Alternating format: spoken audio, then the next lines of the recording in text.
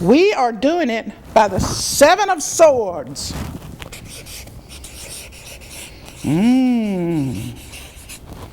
Now, you don't have to read cards to be able to hear the idea of the Seven of Swords and have an ominous feeling, right? The Seven of Swords. Now, I have already determined that 7 is God's number, favored number. Yes? All right. But swords. Swords, swords, swords. 7 of swords. All around this young woman who has got a cloak on, and she is surrounded by all of these swords. So, here's how I may be communicating, or you may be receiving. See? It's one or the other, and both. I may be guarded. I may be. I may be guarded in my words. In my words. I may be, hey, I see this hair sticking up there. I may be having to think about what I'm going to say so that it will come across to you in a better manner. Bullcrap. I'm not doing that. You know, that's my Gemini and sword cutting stuff. I'm not doing that. I'm not guarding my words. I'm not selecting my words. I'm laying them on the line. Here it is. Now, on your end, you may be having the idea with these 7 of swords, accumulated ideas, traditional ideas, conventional ideas, everything that is associated with the tarot cards. I mean, let's face it. We're building a relationship on tarot cards? I mean, you probably oppose that right to start with. It's not a good place to start something, because you probably think I needed to open up the Bible and read out of there and let's go for there. This is the same thing. There's no difference. The message is, as I clearly indicated in the beginning, this psychic, sexual, sacred, artistic energy of God is flowing through us through every means. There is no barrier, no restriction. You know, you walk through the gate. Here it is. There's the gate way. Now you walk through that door. Now it's up to you whether you want to surround it with a bunch of swords, but you're still going to have, in all of your relationships, honeys and honeys and honeys and babies and sweeties and all of you, you're still going to have to walk through the gateway. The swords, if you think you can carry them with you and they're going to help you along the way, I guess they would if you met some ferocious, dangerous animal and you needed to kill him or it, you know, or monster. But you'd only be thinking those things if you were fearful of going through the door. You know, you've already got ideas that there's something bad going to happen. Now, that might be happening with the very fact if you're listening to the idea of any of these tarot cards that you're thinking, well, I better not go down that route. I've heard about those things and I need to leave those alone. Do you? Do you need to leave any stone unturned that will reveal yourself to you and reveal yourself in the relationships that you have in your life? Do you? Do you need to have something that you think is so wrong and there's a sword standing in it? And so don't overturn that. Do you? Well, all of your life while you're traveling, you know, on your journey, this right here might have held the very clue that you needed on something you're going to meet down here. But you didn't look in there. You didn't look. You went along your merry way because you think that you had what you needed to know. Well, there's other things to learn along this journey. And most of them are going to be behind those doors marked, enter at thy own risk. What does that mean?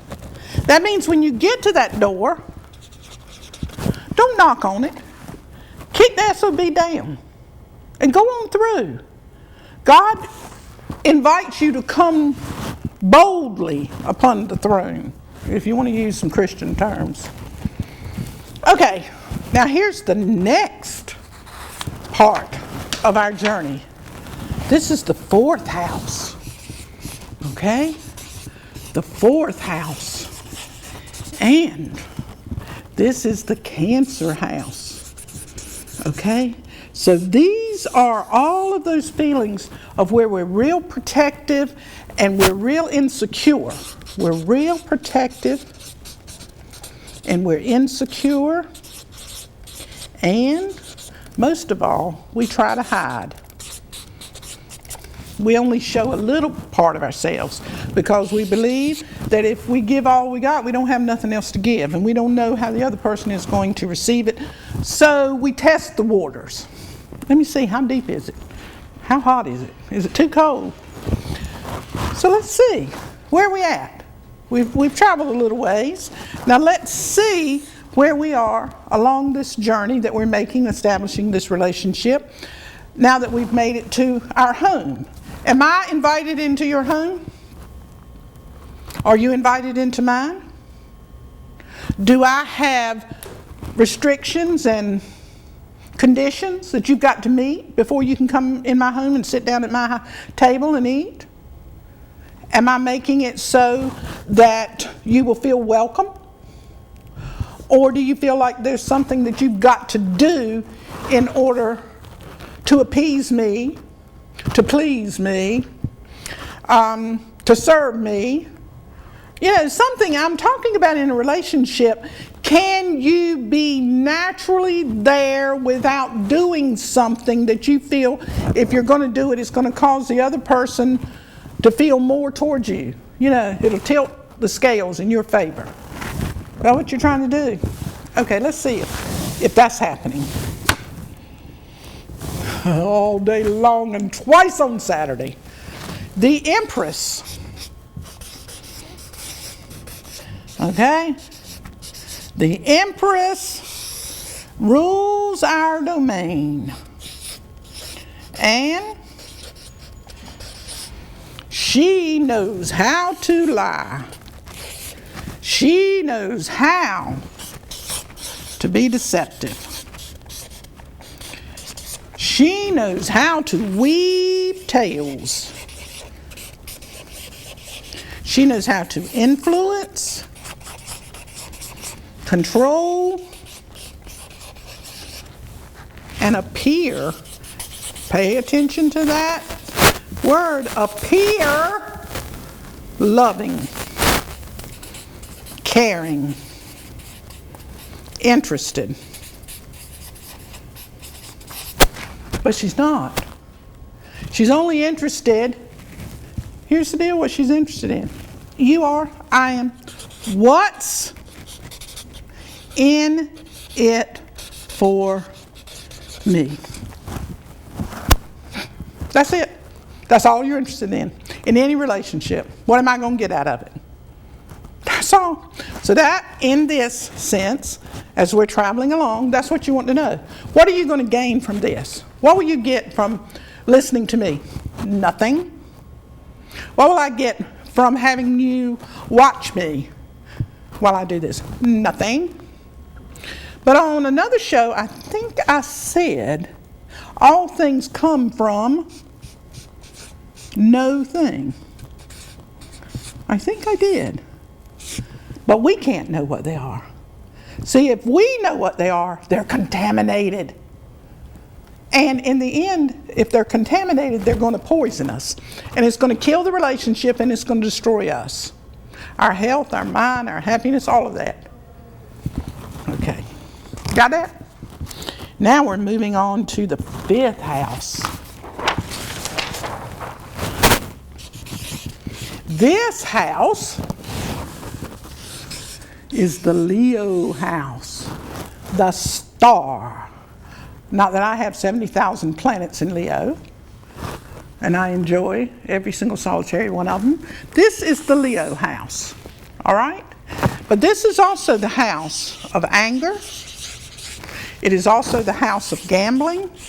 You know, in any relationship, you take a gamble. That's what makes it so fun. Okay, and it is the house of romance, whatever that means. You know what, Mitzi, I'm going to go ahead and do that, what romance is. I'm going to do it real quick. I'm not going to elaborate on it. I just want to know.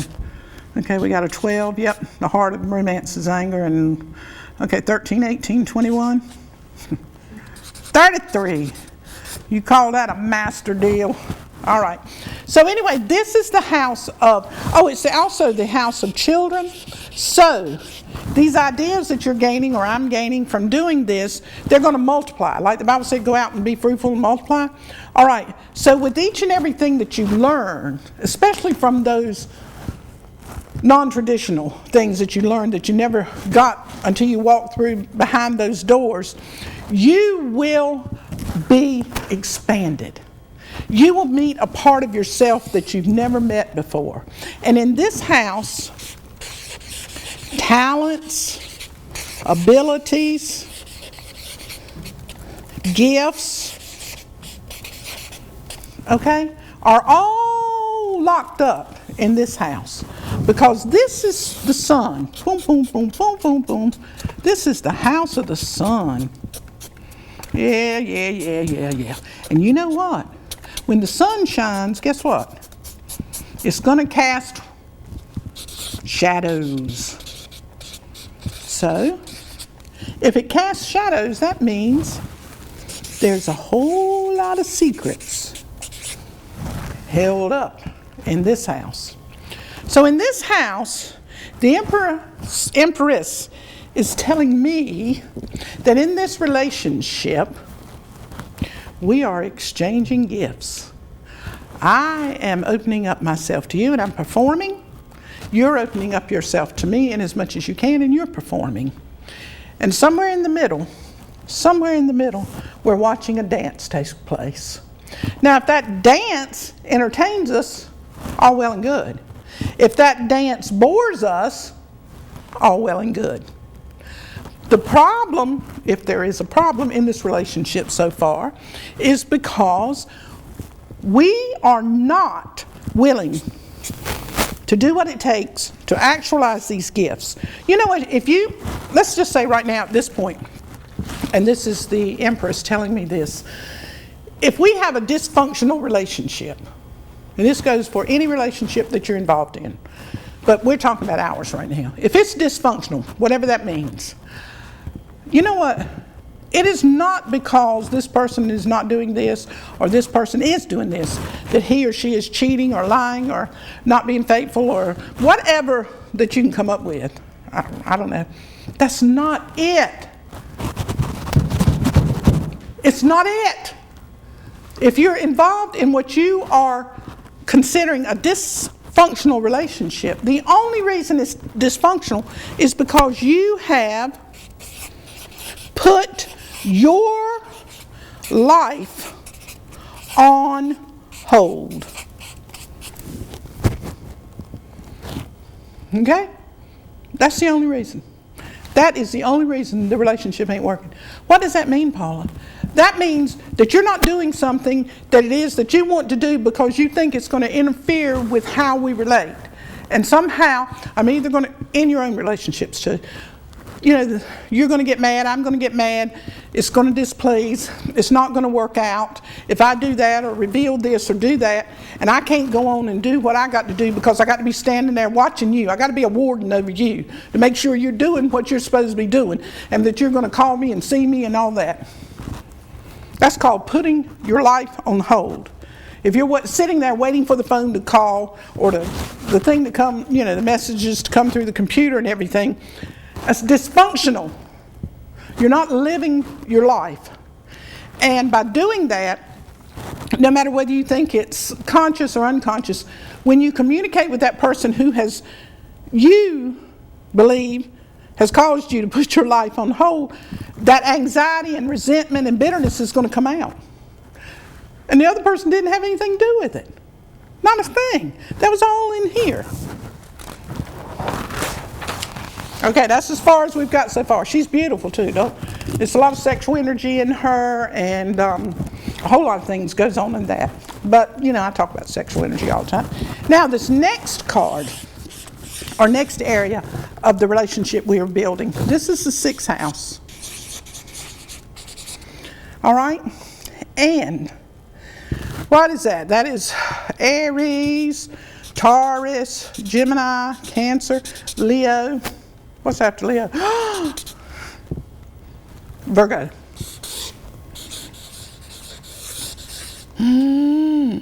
Virgo.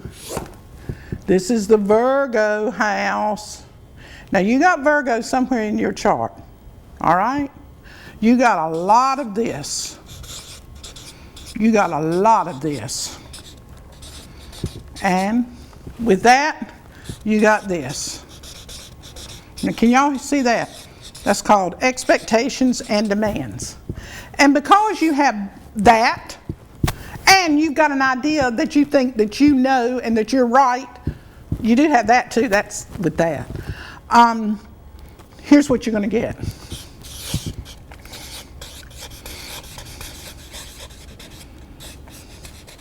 Disappointment. I mean disappointment. Okay? As long as you have those, you're going to get, if you want something from somebody, you're going to be disappointed. And if you expect something from somebody, you're going to be doubly disappointed. Better put 2 stars with that. All right. So what is it that you're expecting from me in this relationship? And what is it I'm expecting from you? Oh, gosh, Mitzi, I almost left out the most important thing. This is the area of those cosmic contracts. Yes, Virgo rules that area. Those cosmic contracts, those ones that you signed before you got back here, if you got back here, if there's any other place to get back to. These cosmic contracts. You said, yeah, I'm going to do it. You said, I mean, let's say, we're just making it up. But it's going to be difficult, and you're going to have to meet this person and get involved with this person, and you're going to, he or she's going to break your heart, and it's going to do a little, I don't care, I want to do it. I can do it. Well, that's great, because you need to do it, because when you do it, you know, you'll benefit from it and you'll evolve. So this is all the cosmic contracts